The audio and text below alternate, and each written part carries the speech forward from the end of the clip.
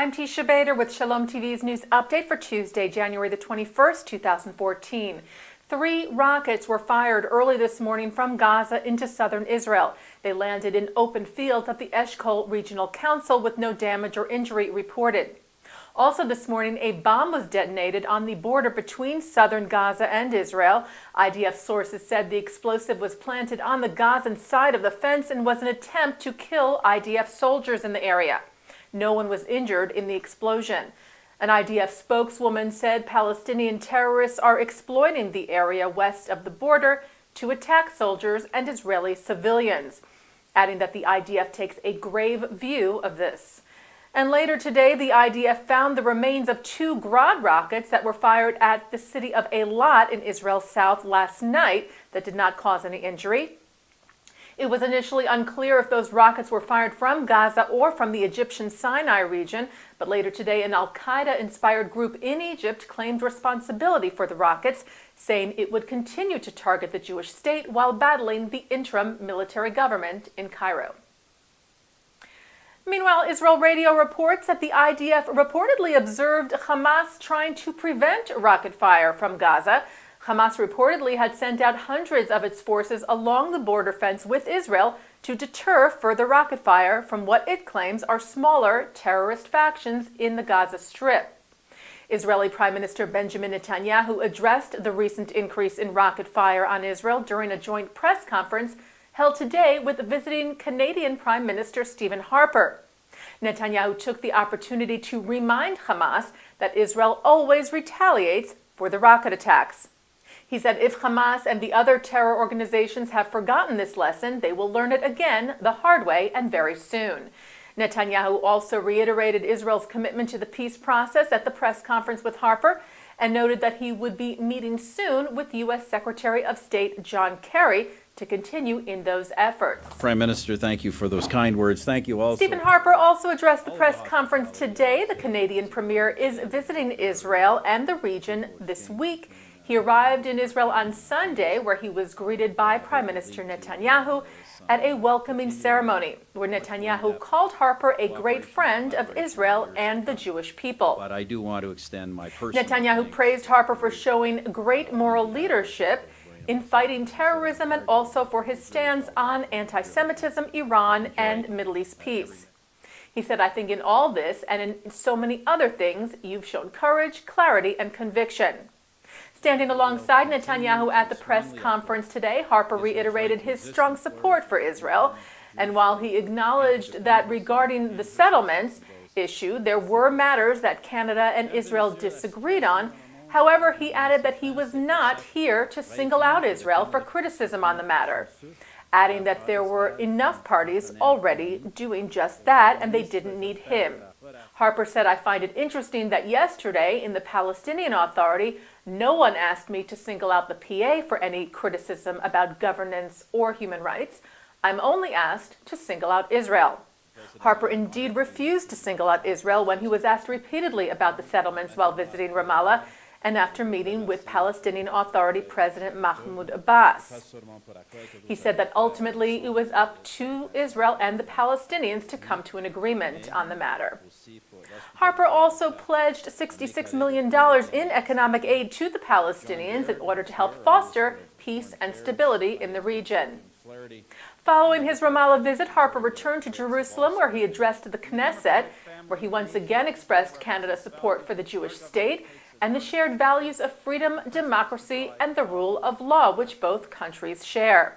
Through fire and water, Canada will stand with you. It is right to support Israel because after generations of persecution, the Jewish people deserve their own homeland and deserve to live safely and peacefully in that homeland.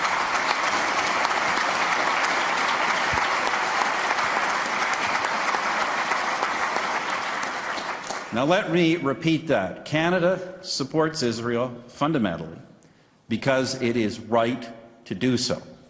It is thus a Canadian tradition to stand for what is principled and just, regardless of whether it is convenient or popular. The American Jewish Committee lauded Stephen Harper's remarks at the Knesset. AJC Executive Director David Harris said Israel and the Jewish people have few better, more courageous, and more principled friends than the Prime Minister. He said, in a world too often consumed by double standards, hypocrisy, and apathy, Prime Minister Harper stands out for his defense of what's right and not simply what's convenient or expedient. And staying with the AJC, they are one of several Jewish organizations that are reacting to the postponement, or some say cancellation, of an Israel exhibit by UNESCO. The exhibit, entitled The People, the Book, the Land, the 3,500-year relationship between the Jewish people and the land of Israel, was created by the Simon Wiesenthal Center. And as we reported to you last week, the UN Educational, Scientific, and Cultural Organization pulled the exhibit just days before it was set to open at UNESCO's headquarters in Paris, after Arab protest that the exhibit would harm the peace process. AJC's Harris called UNESCO's abrupt reversal on hosting the exhibit outrageous. He said Arab claims that the exhibit will harm the peace process are disingenuous. He said whether the Arab world at long last recognizes the age-old connection between the land and the people is precisely the heart of the peace process.